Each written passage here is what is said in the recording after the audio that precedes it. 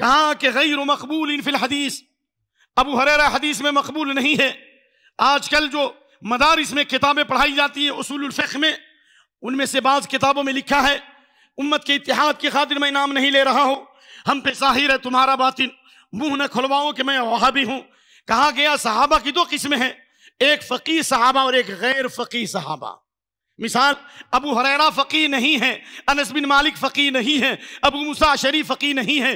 اگر ان کی حدیث آئے اور عقل نہیں مانتی ہو تو عقل کو لیا جائے گا اور ابو ہریرہ کی حدیث کو چھوڑ دیا جائے گا۔ نعوذ باللہ من ذالک۔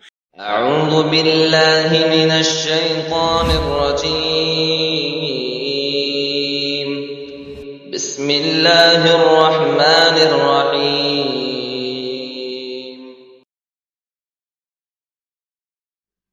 خطبہ مسنونہ کے بعد سورۃ النساء کی معروف اور مشہور آیت کریمہ پڑھی گئی، جس میں اللہ تعالیٰ نے ان لوگوں کا خطرناک انجام بیان کیا ہے جو نبی صلی اللہ علیہ وسلم کی سنت سے دوری اختیار کرتے ہیں اور صحابہ کرام کے منہج سے الگ ہو جاتے ہیں۔ اللہ تعالیٰ نے فرمایا وَمَن يُشَاقِقِ الرَّسُولَ مِن بَعْدِ مَا تَبَيَّنَ لَهُ الْهُدَى،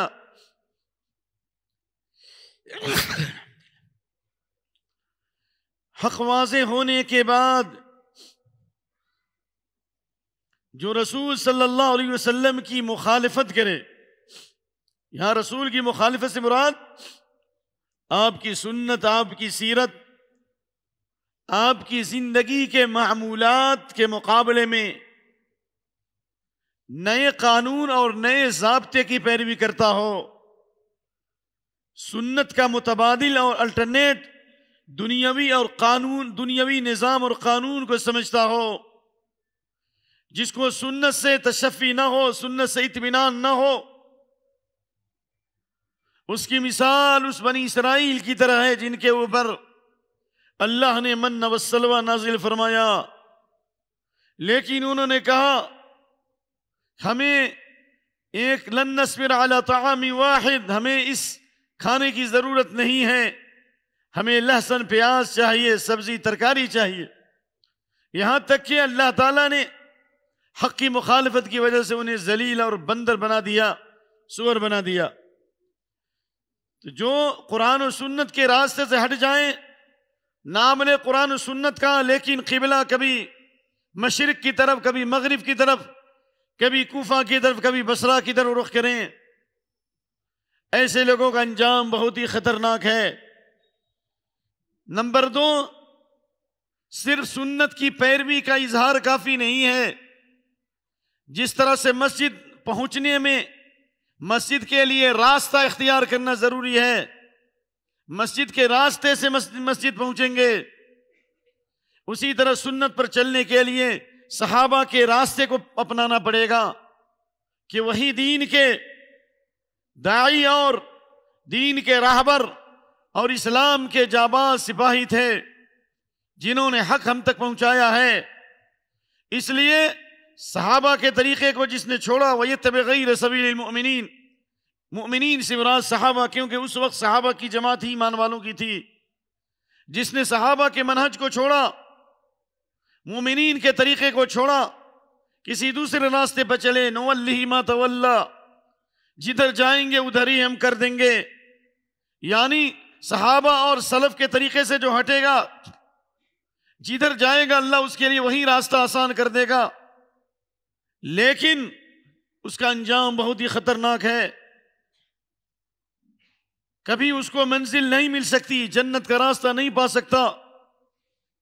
جیسا کہ شیخ سعدی جیسے صوفی شاعر نے کہا تھا، مپندار سعدی کے راہ صفا، تمام رفت بر جز پے مصطفیٰ۔ اے سعدی گمان مت کر، نجات کا راستہ نبی صلی اللہ علیہ وسلم کے علاوہ کبھی نہیں مل سکتا ہے۔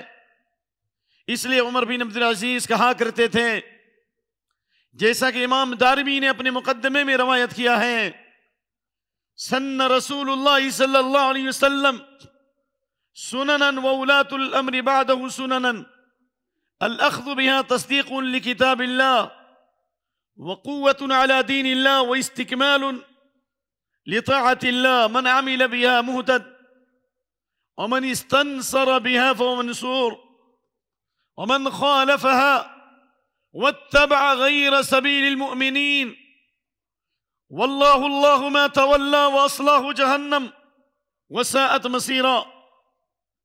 اللہ کے نبی صلی اللہ علیہ وسلم نے ہدایت کی سنتیں جاری فرما دی ہیں، دین کے مسئلے کو واضح کر دیا ہر میدان میں. اور آپ کے بعد خلفائے راشدین جن کے بارے میں آپ نے فرمایا صلی اللہ علیہ وآلہ وسلم فعلیکم بسنتی وسنت الخلفاء الراشدین، میری سنت کو چلو اور خلفائے راشدین کی سنت کو اپناؤ. چاروں خلفاء جس مسئلے پر متفق ہو جائیں کبھی وہ قرآن و سنت کے خلاف نہیں ہو سکتا ہے.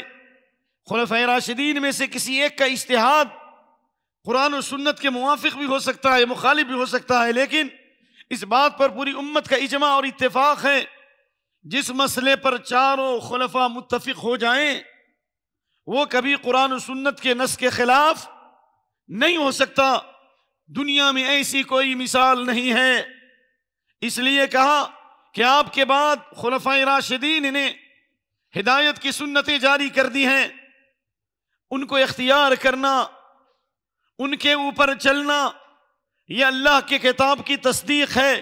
یعنی خلفائے راشدین اور صحابہ کے طریقے پر جب تک نہیں چلے گا، عمر بن عبدالعزیز کہتے ہیں وہ قرآن کا بھی منکر ہے، وہ قرآن کو نہیں مانتا جو صحابہ کے طریقے کو نہ اپنائے.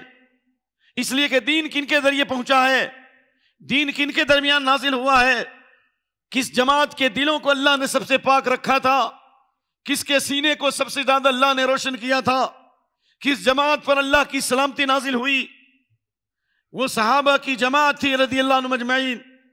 اس لیے کہا وقوۃ علی دین اللہ، صحابہ اور سلف کے طریقے پر چلنا اللہ کی اطاعت مکمل ہونے کی علامت ہے. آپ کی نماز مکمل نہیں، آپ کا کاروبار درست نہیں ہو سکتا، آپ قرآن نہیں پڑھ سکتے جب تک صحابہ کا اسلوب نہ ہو. کیوں؟ انہوں نے کیسے قرآن پڑھا، کیسے سیکھا، وہ بھی تو دیکھنا ہوگا نا. بھئی صحابہ بھی قرآن پڑھتے تھے، ہم بھی پڑھتے ہیں، ہمارے فرق پڑھنے میں ان کے پڑھنے میں کیا فرق ہے؟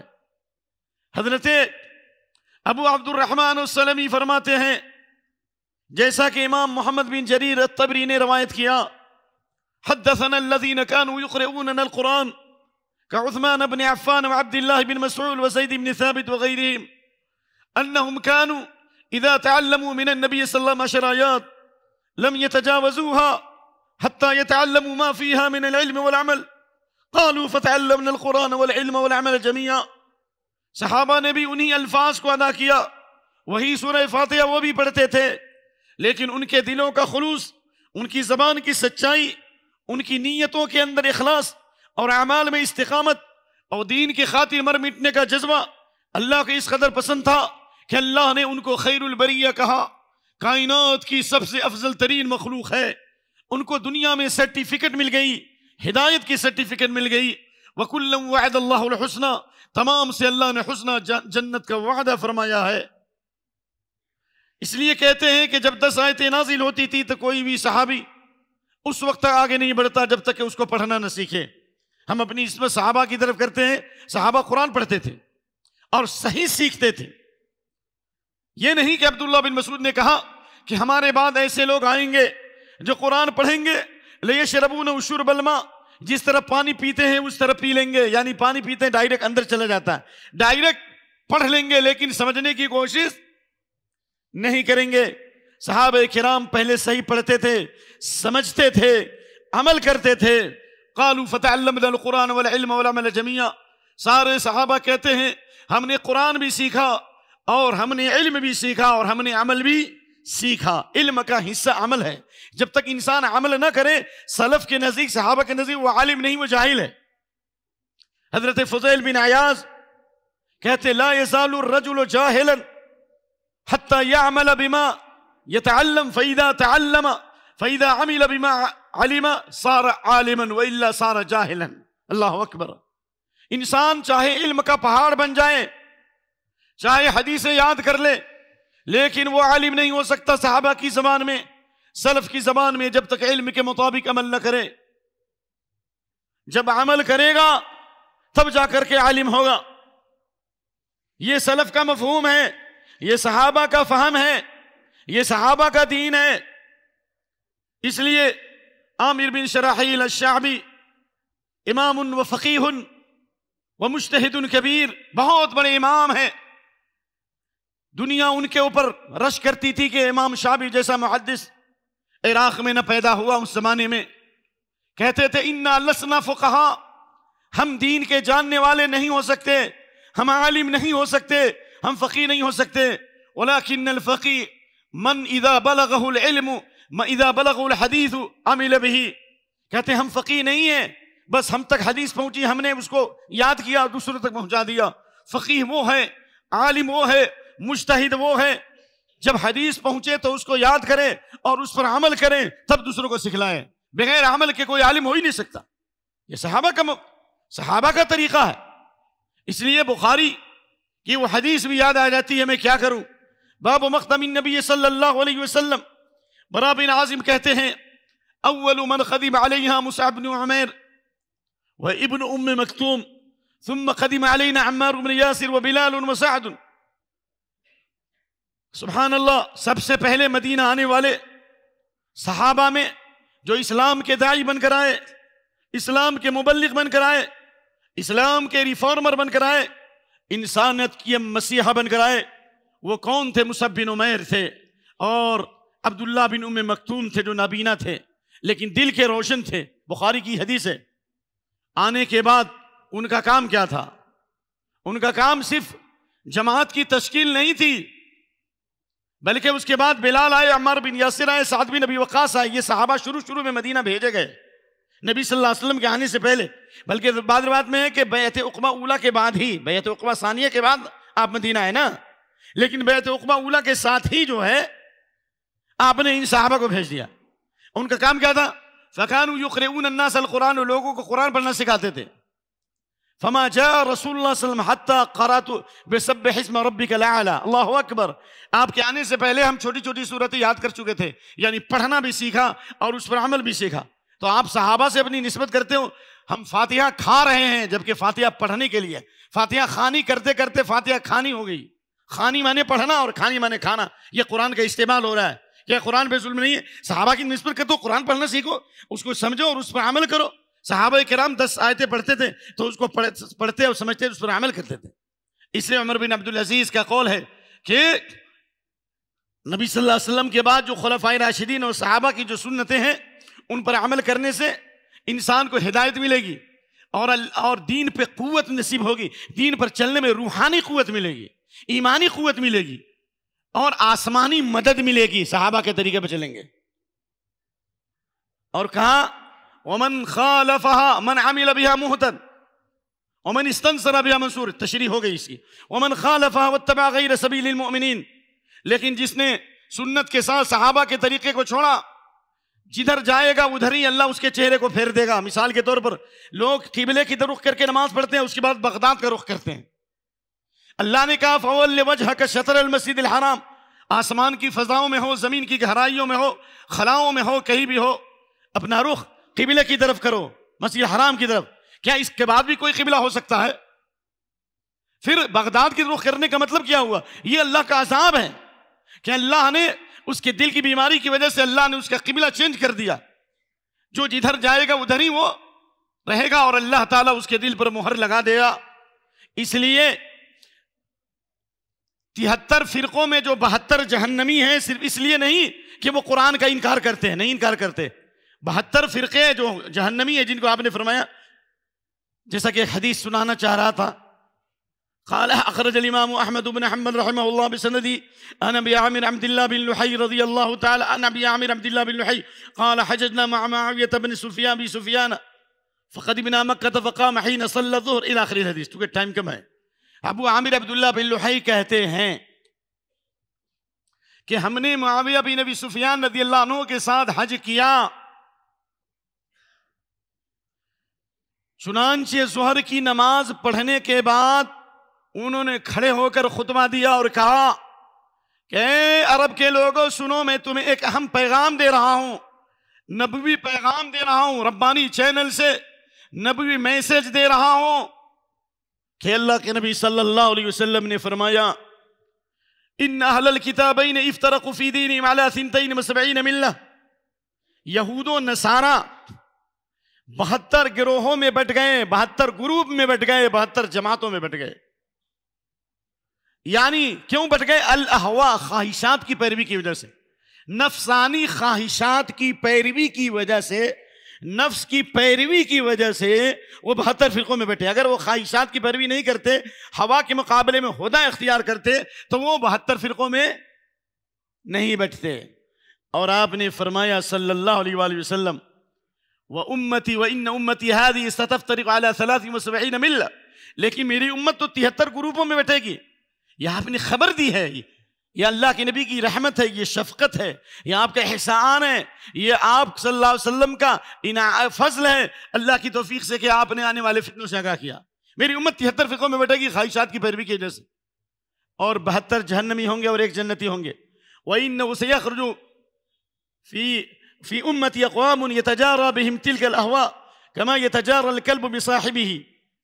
یہ 72 جو گروہ بٹ جائیں گے وہ صرف اس لیے نہیں کہ وہ قرآن کو نہیں مانتے، حدیث کو نہیں مانتے، وہ قیامت کو نہیں مانتے، قرآن بھی مانیں گے، حدیث بھی مانیں گے، صحابہ کی بھی تعظیم کریں گے، قبر قیامت کا بھی اقرار کریں گے، لیکن گمراہ ہونے کی وجہ یہ ہے کہ وہ صحابہ کے منہج سے ہٹ جائیں گے، صحابہ کے فہم سے ہٹ جائیں گے۔ نام تو لیں گے لیکن نام کچھ اور ہے اور کام کچھ اور ہے، یہ تو پہلے سن چکے ہیں۔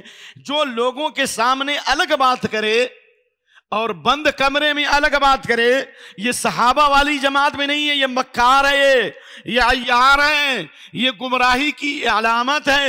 صحابہ کا یہ عقیدہ اور منہج تھا جو دو روخا ہو، دو چہرے والا، یہ آپ نے اس کو جہنمی کہا ہے، دو چہرے والا، جو لوگوں کے سامنے الگ بات کرے، بند کمروں میں الگ بات کرے، لوگوں کے سامنے الگ بات کرے۔ حضرت عمر بن عبد العزیز نے کہا فَإِنَّهُمْ عَلَى تَأْسِيسِ ضَلَالَةٍ، یہ گمراہی کے فاؤنڈر ہیں، یہ گمراہی کے امام ہیں۔ تو حضرت معاویہ بن ابی سفیان نے کہا ایک جماعت جنتی ہوگی جیسا کہ آپ نے فرمایا، اور وہ جماعت جو جنتی ہوگی الجماعہ، جو صحابہ کی جماعت پر ہوں گے، صحابہ کے منہج پر ہوں گے، کیونکہ دوسری حدیث میں مان علی وصحابی، جس پر میں ہوں میرے صحابہ ہیں۔ اور جماعت سے مراد کیا ہے؟ صحابہ کی جماعت پر چلنے کی شرطیں ہیں، ہاتھی کے دانت دکھلانے کے کچھ اور کھانے کے کچھ ہیں۔ اب صحابہ کا نام لیتے ہیں تو صحابہ میں فرقہ بندیاں کیا تھی؟ کیا ابو بکر صدیق رضی اللہ عنہ سے بڑا کوئی صاحب ایمان صاحب علم ہو سکتا ہے؟ وَكَانَ أَبُو بَكْرٍ أَعْلَمَنَا، کیا کائنات میں کوئی ہے انبیاء کے بعد جس کو جنت کے 8 دروازوں سے بلایا جائے گا؟ کوئی ہے جس کے بارے میں آپ نے کہا ہو لَوْ كُنْتُ مُتَّخِذًا مِّنْ أُمَّتِي لَاتَّخَذْتُ أَبَا بَكْرٍ خَلِيلًا، اگر میں کسی کو خلیل بناتا تو ابو بکر کو خلیل بناتا رضی اللہ تعالیٰ عنہ۔ کیا آپ نے کسی اور کے لیے فرمایا کہ مسجد کی طرف جس کے دروازے ہیں سب مسجد کی طرف، یعنی جس کے گھر کا دروازہ مسجد کی طرف کھلتا ہو اس کو بند کر دیا جائے؟ الا خوخۃ ابی بکر، سوائے ابو بکر کے دروازے کی۔ لیکن اس کے باوجود کیا ان کے نام پر ابو بکری بنے، عمر کے نام پر عمری بنے، عثمانی بنے؟ چلو بھائی نسبت بعض لوگ کرتے ہیں کہ بھائی ہم ائمہ کی نسبت کرتے ہیں کہ ہم نے ان کی فقہ پڑھی ہے، لیکن نسبت کا معاملہ نہیں ہے، نسبت کے ساتھ ساتھ عمل بھی اسی کی طرف ہو، حلال حرام کا مسئلہ بھی وہی ہو۔ اگر ایسا ہوتا تو پھر ابو بکر صدیق رضی اللہ تعالیٰ عنہ اور عمر فاروق رضی اللہ عنہ کا فیصلہ تھا کہ حج تمتع یہ نبی کے زمانے کے لیے خاص تھا۔ آپ لوگوں کو سب معلوم ہے حج تمتع یہ ان کا اجتہاد تھا، حج تمتع نبی صلی اللہ علیہ وسلم کے زمانے کے لیے خاص۔ آج حج تمتع نہیں ہے تو کیا کہا حضرت ابن عباس نے؟ کیا کہا فتح المجید میں کتاب التوحید ہی میں دیکھ لیجئے شیخ محمد بن الوہاب، یوشک ان تنزل علیکم حجارۃ من السماء فقولوا قال رسول اللہ صلی اللہ علیہ وسلم تقولون لا ابو بکر وعمر، قریب ہے کہ آسمان سے پتھروں کی بارش ہو، میں کہتا ہوں کہ اللہ کے رسول صلی اللہ علیہ وسلم نے فرمایا اور تم کہتے ہو ابو بکر عمر رضی اللہ عنہ نے فرمایا. یعنی صحابہ کا اجتہاد کبھی غلط بھی ہو سکتا ہے لیکن ان کو ثواب ملے گا ان کی نیتوں کی سچائی کی وجہ سے. تو ایسے مسئلے میں جب اجتہادی چوک ہونے پر، جب ایسے مسئلے میں خلفائے راشدین کی اقتداء کی جائے سنت کے مقابلے میں، جیسا کہ اللہ نے فرمایا فَإِن تَنَازَعْتُمْ فِي شَيْءٍ فَرُدُّوهُ إِلَى اللَّهِ وَالرَّسُولِ إِن كُنتُمْ تُؤْمِنُونَ بِاللَّهِ وَالْيَوْمِ الْآخِرِ. اگر کسی بھی مسئلے میں اختلاف ہو، اس اختلاف کو لوٹا دو اللہ کی طرف اور رسول کی طرف، قرآن و سنت کی طرف، اگر تم اللہ اور آخرت پر ایمان لاتے ہو. صحابہ کا منہج یہی ہے کہ قرآن و سنت کی بات جہاں واضح ہو اس کے مقابلے کوئی بھی ہو اس کی بات نہیں لی جائے گی. یہ بتائیے کہ امیر کے بارے میں کیا ہے؟ دنیا والوں کو ہم نے امیر اور امام بنایا، لیکن رسول اللہ صلی اللہ علیہ وسلم نے عبداللہ بن حذیفہ السہمی کو امیر بنایا. حدیث بخاری کی، عبداللہ بن حذیفہ السہمی من یطع الامیر فقد اطاعنی ومن یعص الامیر فقد عصانی. جس نے امیر کی اطاعت کی اس نے میری اطاعت کی، جس نے امیر کی نافرمانی کی اس نے میری نافرمانی کی. لیکن امیر کی اطاعت خیر کے کاموں میں کی جائے گی، اگر معصیت و گناہ کا حکم دے تو اس کی بات نہیں مانی جائے گی. عبداللہ بن حذیفہ السہمی کو آپ نے سپہ سالار بنایا، کمانڈر ان چیف بنایا. ان کو غصہ آیا، انہوں نے حکم دیا صحابہ کو لکڑیاں جمع کرو. لکڑیاں جمع کرنے کے بعد اس میں آگ لگا دی گئی. جب آگ شعلہ زن ہو گئی تو عبداللہ بن حذیفہ السہمی نے کہا کہ اس آگ میں کود پڑو. سارے صحابہ نے کہا کہ ہم اس آگ میں نہیں کودیں گے. کیوں؟ صحابہ کا فہم دیکھ لو. اللہ نے ان کے دل کو کتنا روشن کیا کہ اللہ نے ان کے حق کی سمجھی. کہا کہ اس آگ میں کیوں جائیں گے؟ کہا کہ اللہ کے نبی نے کہا نا امیر کی اطاعت کرنے کا. کہا امیر کی اطاعت کرنے کا مطلب تھوڑی نا کہ ہر بات تمہاری مان لیں، تم پر وحی تھوڑی نہ آتی ہے. کہا کہ انما فررنا الی النبی صلی اللہ علیہ وسلم من تلک النار. اسی آگ سے بچنے کے لیے ہم تو رسول اللہ صلی اللہ علیہ وسلم پر ایمان لائے ہیں، آپ کی رسالت کا اقرار کیا تاکہ دنیا اور آخرت کی آگ سے بچ جائیں، دنیا کے فتنوں سے بچ جائیں اور آخرت کے عذاب سے بچ جائیں. تو پھر اسی آگ میں ڈالو گے تو پھر فائدہ کیا ہوا ایمان لانے کا؟ آپ صلی اللہ علیہ وسلم کو جب یہ بات معلوم ہوئی تو آپ نے فرمایا لو دخلوها ما خرجوا منها الى يوم القیامہ انما الطاعة في المعروف. اگر یہ لوگ اس آگ میں داخل ہو جاتے تو اس آگ سے نہیں نکلتے، قیامت تک اسی آگ میں رہتے. یعنی اسی کے اوپر حشر ہوتا ان کا، جو جس حالت میں مرتا اسی پر اس کا حشر ہوگا قیامت کے دن. اور آپ نے فرمایا کسی بھی آدمی کی بات غیر نبی کی بات خیر اور بھلائی کے کاموں میں مانی جائے گی، اگر گناہ و معصیت کا حکم دے تو اس کی بات نہیں مانی جائے گی. اس لیے ابو بکر صدیق رضی اللہ عنہ امت کے سب سے افضل انسان انبیاء کے بعد جب خلافت کے مسند پر فائز ہوئے، خلافت کے مسند پر جب فائز ہوئے، پہلا خطبہ دیا فَإِنِّي قَدْ وُلِّيتُ عَلَيْكُمْ وَلَسْتُ بِخَيْرٍ مِّنْكُمْ أَطِيعُونِي مَا أَطَاعَتُ اللَّهُ وَرَسُولَهُ وَإِنْ عَصَيْتُ فَلَا سَمْعَ لَكُمْ وَلَا طَاعَةَ إِنْ أَحْسَنْتُ فَأَعِينُونِي وَإِنْ أَسَأْتُ فَقَوِّمُونِي. میں آپ لوگوں پر خلیفہ بنایا گیا ہوں. اللہ اکبر، اللہ اکبر. میں خلیفہ بنایا گیا ہوں، مجھے عہدہ نہیں چاہیے، مجھے خلیفہ بنایا گیا ہے، میں آپ سے افضل نہیں ہوں، میں ادنا انسان ہوں. اللہ اکبر. اور سن لیے، جب تک میں اللہ اور اس کے رسول کی اطاعت کروں میری اطاعت کرو، اور اگر مجھ سے غلطی ہو جائے میری بات کو دیوار پر مار دو. یہ کون کہہ رہے ہیں؟ ابو بکر صدیق فرما رہے ہیں رضی اللہ تعالیٰ عنہ. اور آگے، اگر میں اچھا کام کروں تو میری مدد کرو، اور اگر میں غلط کروں تو لوگ مجھے سیدھا کر دو، بتا دو کہ مجھ سے یہ غلطی ہوئی. اور اسی طرح کا قول ابو بکر صدیق، عمر فاروق، عثمان، علی رضی اللہ عنہم اجمعین سے ہے. وقت کی قلت ہے کہ میں ان اقوال کو نقل کر سکوں. تو خلاصہ کلام یہ ہوا کہ صحابہ کے نقش قدم پر چلے بغیر منزل نہیں مل سکتی، قرآن نہیں پڑھ سکتے. صحابہ کیسے قرآن پڑھتے تھے؟ یہاں تک کہ یہ تجوید جو ہم پڑھتے ہیں نا، عالمین اور عالمین، انعمت اور انعمت، یہ بھی آپ بغیر صحابہ کے نقش قدم کے پڑھ ہی نہیں سکتے. طبرانی میں ایک روایت ہے، علامہ البانی کی تحقیق میں ذرا ایک بات یاد آئی. ایک شخص نے سورہ توبہ کی آیت نمبر 60 پڑھی، آیت نمبر 60 انما الصدقات للفقراء والمساکین. صدقات فقراء اور مساکین کے لیے کہا. ما هكذا اخبرني رسول اللہ صلی اللہ علیہ وسلم. اللہ کے نبی صلی اللہ علیہ وسلم نے ہمیں اس طرح سے نہیں پڑھایا. سبحان اللہ. بظاہر تو تلفظ صحیح ہے، مخرج بھی صحیح ہے، کہاں غلطی ہو رہی ہے؟ کہاں کہ انما یمد مدن، آپ مد کے ساتھ پڑھتے تھے، کھینچ کے پڑھتے تھے. جیسا کہ انس بن مالک وغیرہ کی روایت یمد الرحمن یمد الرحیم، رحمان رحیم سب پر آپ مد کرتے تھے، یہ بھی روایت موجود ہے انس بن مالک کی ام سلمہ کی. کہاں کہ اللہ کے نبی نے فقراء پر مد کیا، انما الصدقات للفقراء. یہ بھی ہے طریقہ، پڑھنے کا طریقہ بھی ہے. صحابہ کے منہج کو چھوڑ دو گے تو قرآن میں نہیں پڑھ سکتے. اسی لیے اگر صحابہ کے منہج کو چھوڑ دو گے تو وَإِن تَوَلَّوْا فَإِنَّمَا هُمْ فِي شِقَاقٍ، ہمیشہ مشقت میں رہو گے، پریشانی میں رہو گے، بدبختی میں رہو گے، 73 میں 72 میں چلے جاؤ گے خواہشات کے پیچھے. اس لیے صحابہ کے منہج پر چلنے کے لیے 3 چیزیں ضروری ہیں. کتنی چیزیں ضروری ہیں؟ 3 چیزیں. امام ابن حبان کہتے ہیں الجماعت هم اجماع رسول اللہ صلی اللہ علیہ وسلم والجماعت بعد اصحاب رسول اللہ صلی اللہ علیہ وسلم هم قوم اجتمع فيهم الدين والعلم والعقل.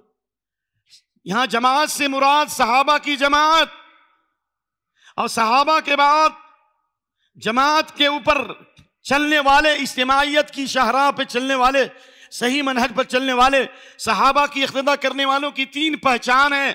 یہ آپ کے پاس تھرمامیٹر ہے، دیکھ لو اگر یہ 3 چیز ہیں تو ہم صحابہ کے منہج پر ہیں. ہم 72 میں نہیں ہیں بلکہ فرقہ ناجیہ میں ہیں. الفرقۃ الناجیہ، جو دنیا میں ایک جماعت جو حق پر ہوگی صحابہ کے منہج پر، وہ نجات پائیں گے. کس چیز سے؟ دنیا میں اختلاف سے نجات، فتنوں سے نجات، اور موت کی سختیوں سے نجات، قبر کے فتنے سے نجات، قیامت کی ہولناکی سے نجات ملے گی. صحابہ کے منہج پر چلو. کہا اجتمع فیہم الدین والعلم والعقل، دین آپ کی زندگی میں آ جائے، دین کا فہم آ جائے، دین کا علم سیکھو. اگر علم نہیں سیکھ رہے ہو، مال کو بڑھا رہے ہو، علم کو نہیں بڑھا رہے ہو، سب کچھ ہو سکتا ہے لیکن صحابہ کے منہج پہ نہیں چل رہے. دین آنا چاہیے، والعلم، اور علم حاصل کرنے کا جذبہ، والعقل، اور فہم ہونا چاہیے. کیوں؟ اس لیے کہ جہنمی جہنم میں جلیں گے صرف علم کی کمی سے نہیں، بلکہ علم ہوتے ہوئے بھی جہنم میں جائیں گے اگر صحابہ کا فہم نہ ہو. سمجھ میں آ رہی بات؟ دلیل وَقَالُوا لَوْ كُنَّا نَسْمَعُ أَوْ نَعْقِلُ مَا كُنَّا فِي أَصْحَابِ السَّعِيرِ. محدثین کہتے ہیں او بمانے واو، جہنمی کہیں گے کاش کہ ہم سنے ہوتے یا سمجھے ہوتے. سنے ہوتے اور سمجھے ہوتے تو ہم جہنمی نہیں ہوتے. سننا کافی نہیں، سمجھنا ضروری ہے، اور سمجھ سے صحابہ کا فہم ہونا چاہیے. منافق کیوں ہو گئے؟ صحابہ کے منہج سے ہٹنے کے لیے. وَإِذَا قِيلَ لِلْمُؤْمِنِينَ كَمَا آمَنَ النَّاسُ، ان سے کہا گیا لوگ جس طرح صحابہ ایمان لائے اس طرح ایمان لاؤ. قال انؤمن كما آمن السفهاء، کہ ہم بیوقوفوں کی طرح ایمان لائے. نعوذ باللہ، ان منافقین نے صحابہ کو بیوقوف کہا. اللہ نے کہا الا انهم السفهاء، یہی پکے بیوقوف ہیں، ولكن لا يعلمون، لیکن علم نہیں رکھتے. صحابہ کی مخالفت کی وجہ سے اللہ نے ان کو علم سے محروم کر دیا. ایک صحابہ کے منہج سے ہٹنے کی وجہ سے فطبع علی قلوبہم، اللہ نے ان کے دلوں پر مہر لگا دی. سمجھ میں آ رہی ہے بات نا؟ صحابہ کے منہج سے ہٹنے کی وجہ سے اللہ نے ان کو ناپاک کہا. زمزم پینے کے باوجود بھی گندے ہیں. انہم رجس، وہ گندے ہیں، گندے. اولئک الذین لم یرد اللہ ان یطہر قلوبہم، اللہ ان کو پاک کرنا نہیں چاہتا. آج دلوں میں گندگی ہے، زبان میں گندگی ہے، نگاہ میں گندگی ہے، معاملات میں گندگی ہے، اخلاق میں گندگی ہے، گھر میں گندگی ہے. کیوں گندگی ہے؟ سارے ماڈل کو تو لے آئے، انگریزوں کا طریقہ لے آئے، یورپ کا کلچر لے آئے، مشرکین کا کلچر لے آئے، لیکن صحابہ والا دین نہیں ہے ہمارے اندر. ہمیں فکر بھی نہیں ہے، ہم اس غلطی کو مانتے بھی نہیں ہے. ہم مان تو لیں کہ ہم غلطی پر ہیں، احساس تو کریں. اس لیے یاد رکھیے فَسَيَكْفِيكَهُمُ اللَّهُ، اگر صحابہ کے منہج پر چلو گے اللہ آپ کے لیے کافی ہو جائے گا.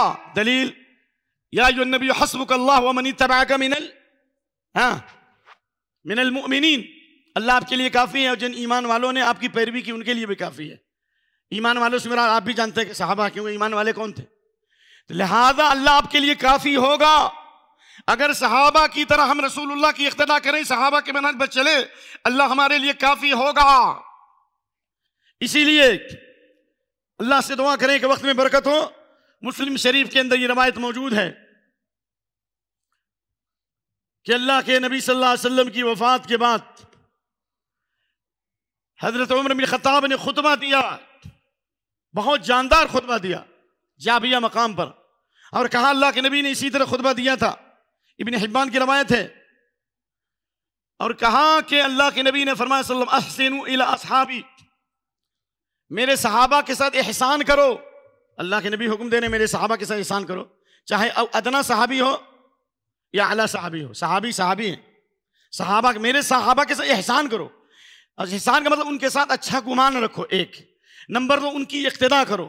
نمبر 3 ان کے لیے دعائیں کرو، کیونکہ دعائیں کرنے کا ذکر آ چکا ہے. ربنا اغفر لنا ولاخواننا الذین سبقونا بالایمان ثم الذین یلونہم، پھر ان کے بعد ثم الذین یلونہم، پھر ان کے بعد، پھر اس کے بعد کہا کہ لوگ جھوٹ کی گرم بازاری ہوگی، یعنی خیر القرون کے زمانے کے بعد جھوٹ عام ہو جائے گا. اور پھر آپ نے فرمایا من اراد محبوحۃ الجنہ فلیلزم الجماعہ، یہ حدیث ہے. جو جنت کے بیچ میں جانا چاہتا ہو وہ جماعت کی پیروی کرے ہی نہیں، صحابہ کی جماعت کی پیروی کرے.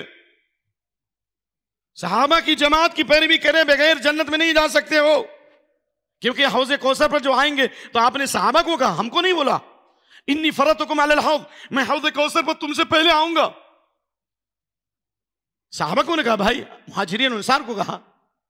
اور وانی سائلکم حین تردون علی الحوض، میں تم سے سوال کروں گا جب حوض کوثر پر آؤ گے کہ کیف تخلفون فیہما، کہ تم نے قرآن و سنت پر کس طرح عمل کیا.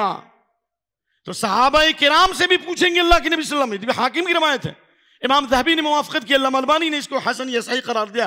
خلاصہ کلام یہ، صحابہ کے نقش قدم پر چلنے والے ہی حوض کوثر پر ہوں گے، اور جنہوں نے اس طریقے کو بدل دیا اللہ کے نبی صلی اللہ علیہ وسلم کہیں گے سحقا سحقا لمن غیر دینی، جس نے میرے دین کو، میری سنت کو بدل دیا اس کے لیے دوری ہو دوری ہو دوری ہو. تو اس لیے اس حدیث میں بھی کہا گیا میرے صحابہ کے ساتھ احسان کرو. آگے آئیے. ایوب بن تمیمہ السختیانی بہت بڑے محدث امام ہیں، جو اللہ کے نبی صلی اللہ علیہ وسلم سے اس قدر محبت کرتے تھے، جب قال رسول اللہ کہتے تھے تو ان کی آنکھوں سے آنسو جاری ہوتے تھے. ایوب بن تمیمہ السختیانی کہتے من احب ابا بکر فقد اقام الدین، جو تمام صحابہ سے محبت کرتے ہوئے ابو بکر صدیق رضی اللہ عنہ سے سچی محبت کرے اس نے دین کو قائم کیا. جو ابو بکر سے نفرت کرے اس نے دین کو مٹا دیا. اللہ اکبر. ومن احب عمر فقد استوضح السبیل، اور جس نے تمام صحابہ کے ساتھ عمر رضی اللہ عنہ سے محبت کی، ان کی اقتداء کی، وہ شاہ راہ پر ہے، وہ سنت کی راہ پر ہے، وہ روشن راہ پر ہے. ومن احب عثمان فقد استنار بنور اللہ، تمام صحابہ کے ساتھ جس نے حضرت عثمان سے محبت کی، ان کی اقتداء کی، اللہ اس کے دل کو ایمان کے نور سے منور کرے گا. اس کے لیے اللہ ہدایت کے اندر ہدایت کا نور عطا فرمائے گا. اللہ یؤتیکم کفلین من رحمتہ. ومن احب علی فقد استمسک بالعروۃ الوثقی، جس نے تمام صحابہ سے محبت کے بعد حضرت علی رضی اللہ عنہ سے محبت کی، اس نے مضبوط سہارے کو پکڑ لیا. یعنی اتنے مضبوط سہارے کو پکڑ لیا کہ آسمان و زمین مل کر اس کو توڑ نہیں سکتے، اتنا مضبوط سہارا. یعنی خلفائے راشدین کے طریقے کو اگر پکڑ لیا تو اتنا مضبوط اس کا دین ہو جائے گا، پوری کائنات مل کر کے اس کو نقصان لانفصام والا، پوری کائنات مل کر اس کو نقصان نہیں پہنچا سکتی. جو حدیث لا تزال طائفة من امتی ظاہری الحق لا يضر من خذلهم ولا من خالفهم حتى ياتي امر اللہ، حدیث متواتر ہے. میری امت میں ایک جماعت حق پر رہے گی، پوری دنیا مخالفت کرے گی لیکن ان کو نقصان نہیں پہنچا سکتی، ان کی دعوت کو نہیں روک سکتی. کیوں؟ اس لیے کہ میں علی و صحابی و صحابہ والی جماعت پر ہیں، صحابہ کا فہم ہے، صحابہ کا دین ہے. اور کہا حضرت ایوب بن تمیمہ السختیانی نے ومن قال الحسنى في اصحاب رسول اللہ فقد برئ من النفاق. اللہ اکبر. جس نے تمام صحابہ کے بارے میں اچھی باتیں کہیں، کسی پر طعن نہیں کیا، کسی کی گستاخی نہیں کی، تو وہ نفاق سے بری ہو جائے گا. اللہ اس کو نفاق کی بیماری سے نکال دے گا. اس کا مطلب کسی بھی صحابی کے بارے میں غلط بات کہے گا تو اللہ اس کے دل میں نفاق داخل کر دے گا، کفر داخل کر دے گا، یہ بدعت داخل کر دے گا. اللہ تعالی ہم کو اور آپ کو صحیح طریقے پر چلنے کی توفیق عطا فرمائے. خطبہ ثانیہ میں کچھ انجام بتایا جائے گا کہ دنیا میں بھی اللہ نے سزا دی ہے. من عادى لي وليا فقد آذنته بالحرب، جو میرے ولی سے دشمنی رکھے گا وہ میں اس کے خلاف جنگ کا اعلان کرتا ہوں آخرت سے پہلے. وَلَنُذِيقَنَّهُم مِّنْ عَذَابِ الْأَدْنَىٰ، دنیا میں بھی اللہ سزا دیتا ہے. اور امام ابن کثیر فرماتے ہیں صحابہ کی توہین کرنے والوں کو اللہ نے دنیا میں ایسی عبرتناک سزائیں دی ہیں اور ایسی اللہ نے تکلیفوں اور مشقتوں میں ڈالا ہے کہ ان میں سے اکثر روایتیں صحیح ہیں. ان میں سے اکثر روایتیں کیا ہیں؟ صحیح ہیں، جن میں سے چند باتیں ہم آپ کی خدمت میں دوسرے خطبے میں پیش کریں گے. اللہ وقت میں برکت دے اور ہم سب کو صحابہ کے منہج پر چلنے کی توفیق دے اور صحابہ کا فہم عطا فرمائے. اقول قولی هذا واستغفر اللہ لی ولکم ولسائر المسلمین واستغفروا انہ الغفور الرحیم.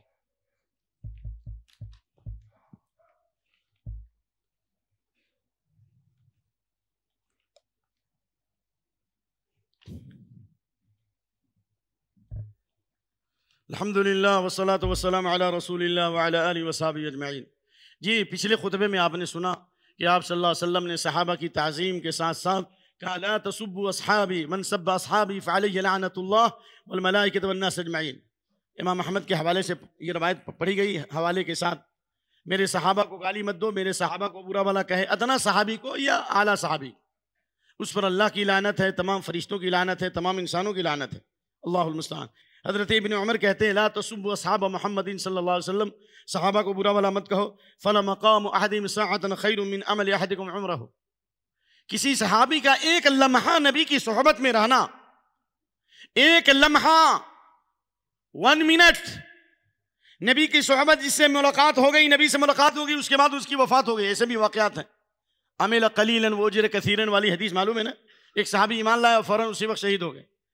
تو جس نے ایک لمحہ بھی نبی سے ملاقات فرمائی، پوری زندگی عمل کرو گے اور پوری زندگی میں راتوں کو نماز پڑھو، دن میں نفلی روزے رکھو، پھر بھی صحابی کے اس لمحے کے برابر بھی تم ایک لمحے کے برابر بھی نہیں ہو سکتے۔ اور عبداللہ بن عباس رضی اللہ عنہ کا یہ قول ترمذی کے اندر موجود ہے، کیا ہے روایت کہ صحابہ کو برا بھلا مت کہو، کسی صحابی کا تھوڑی دیر نبی کی صحبت میں بیٹھنا تمہارے 60 سال کی عبادت سے افضل ہے، یا ایک روایت میں 40 سال کی عبادت سے افضل ہے۔ اس لیے عمر بن عبدالعزیز کے بارے میں جب پوچھا گیا عبداللہ بن مبارک سے، عمر بن عبدالعزیز سے، کہ عمر بن عبدالعزیز افضل یا معاویہ افضل، تو کیا کہا تھا معلوم ہے آپ کو؟ سبحان اللہ، کہا کہ معاویہ رضی اللہ عنہ کے سواری سے جو گرد نکلا، ان کی سواری سے جو گرد و غبار نکلے، عمر بن عبدالعزیز اس غبار کے برابر بھی نہیں ہو سکتے۔ اللہ اکبر۔ پھر کی حضرت معاویہ کی شان میں گستاخی، جبکہ اللہ کے نبی کی حدیث صلی اللہ علیہ وسلم اذکروا محاسن موتاکم، اپنے ایمان والوں کی خوبیاں بیان کرو، مردوں کی خوبیاں بیان کرو، ان کی خرابیاں مت بیان کرو، وکفوا عن مصابیہم، عام ایمان والوں پر لعنت نہیں کر سکتے۔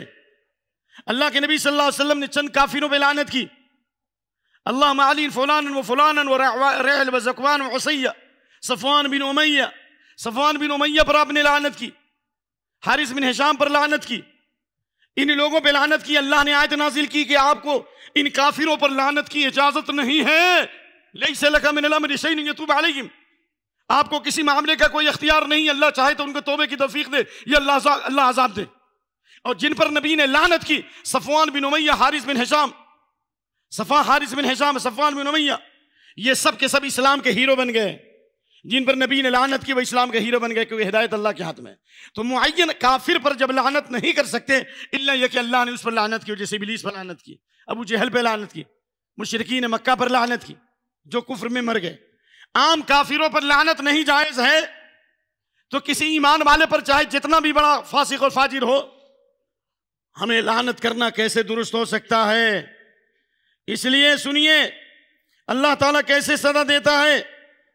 اس سلسلے میں امام احمد بن حنبل رحمۃ اللہ علیہ نے اپنی کتاب فضائل الصحابہ میں نقل کیا، ابو رجاء عطاردی کہتے ہیں کہ ایک کوفی آدمی نے حضرت حسین رضی اللہ عنہ کو فاسق کہا، جو حسین رضی اللہ تعالی عنہ کوفہ میں شہید ہو گئے اور انہی رافضیوں نے شہید کیا، کہا کہ حضرت حسین رضی اللہ عنہ کو فاسق کہا، تو اللہ رب العالمین نے اس کی آنکھ کے اندر شہتیر ڈال دی، اور اللہ نے فطمس اللہ بصرہ، اور اللہ نے اس کی آنکھوں کی روشنی سلب کر لی۔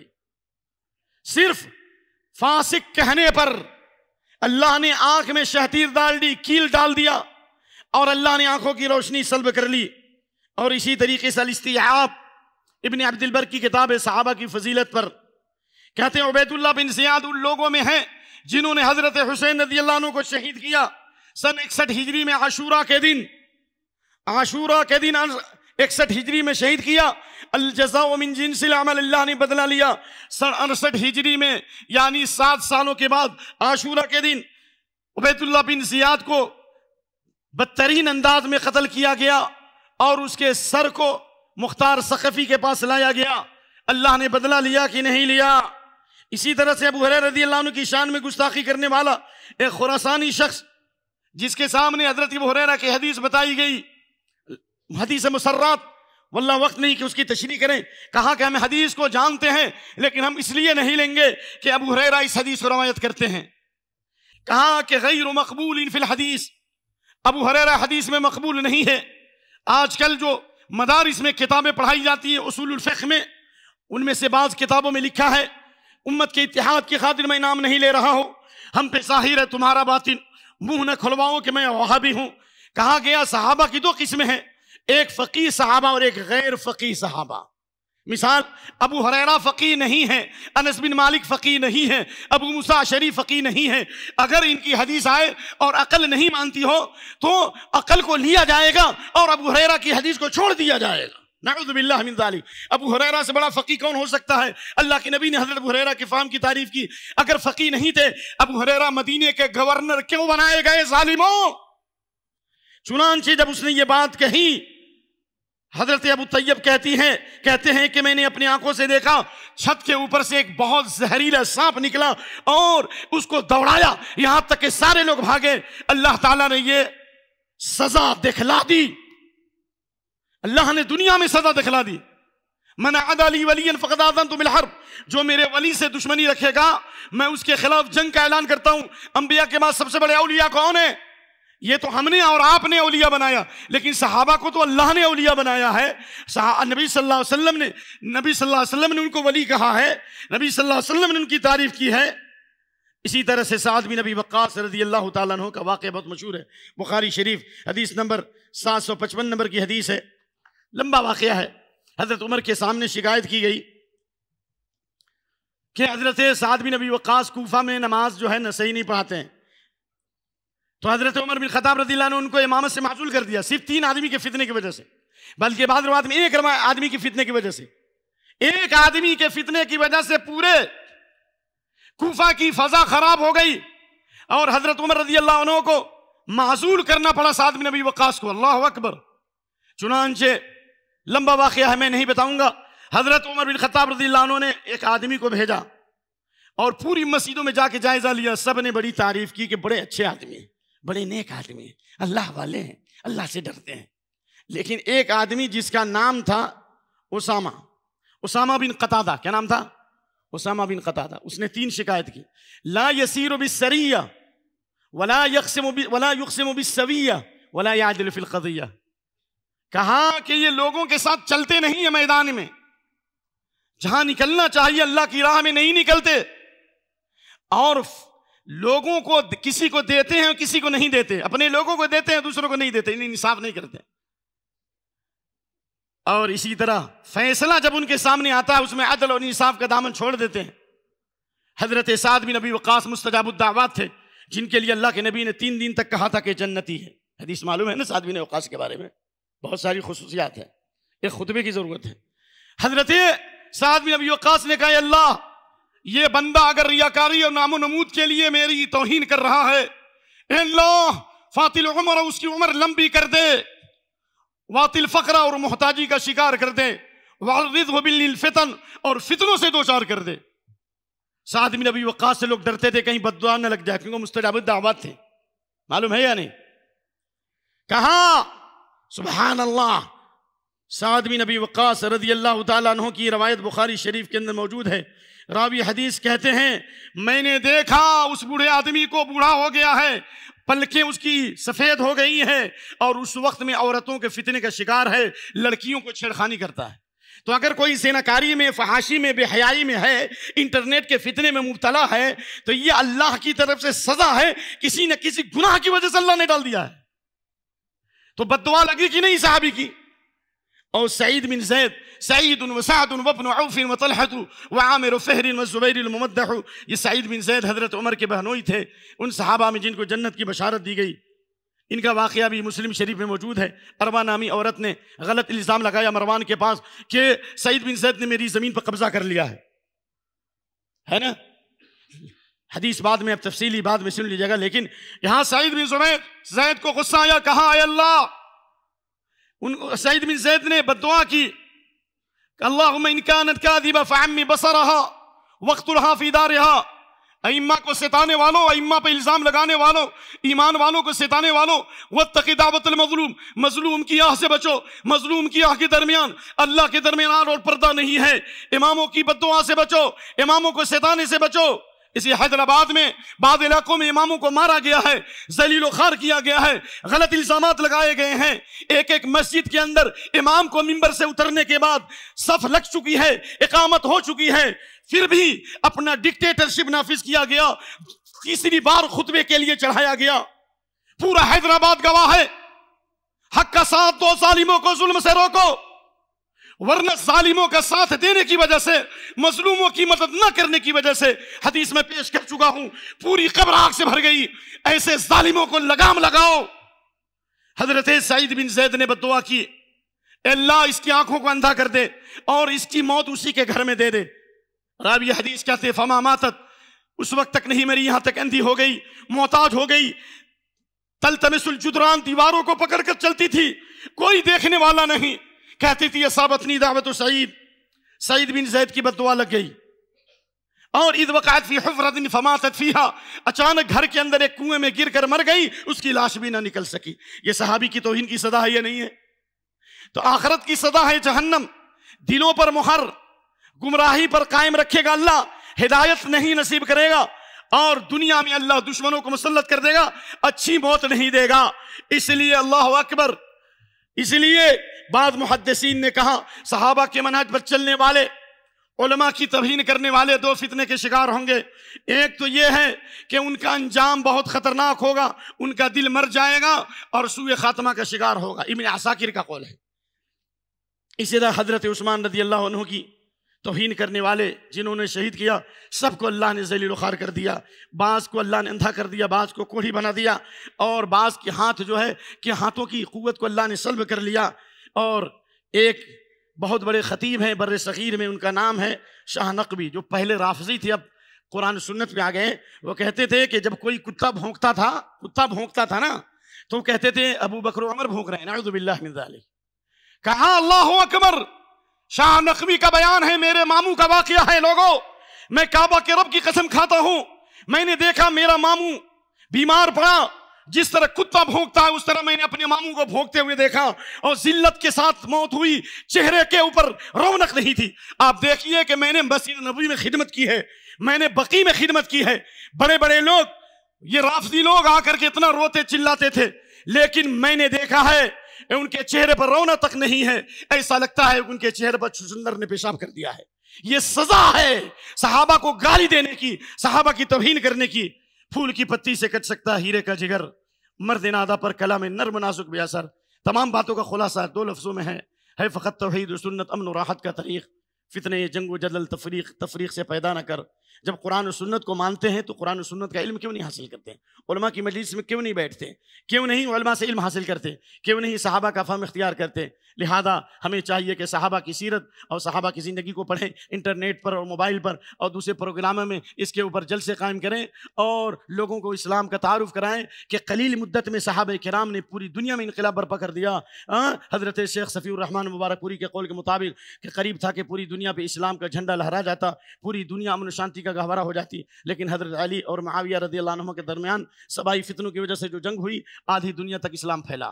لیکن اتنی قلیل مدت میں یہ سوائے اس کے کہ اللہ نے صحابہ کو چنا تھا اور اللہ نے ان کو روئے زمین کی سب سے افضل مخلوق کہا تھا، ان سے غلطیاں بھی ہوئی، لیکن ان کی غلطیوں کی مثال نیکیوں کے سمندر میں گناہوں کے قطرات، نیکیوں کے سمندر میں گناہوں کے قطرات، اور ہماری مثال گناہوں کے سمندر میں، ہم گناہوں کے سمندر میں ہیں یا نہیں ہیں؟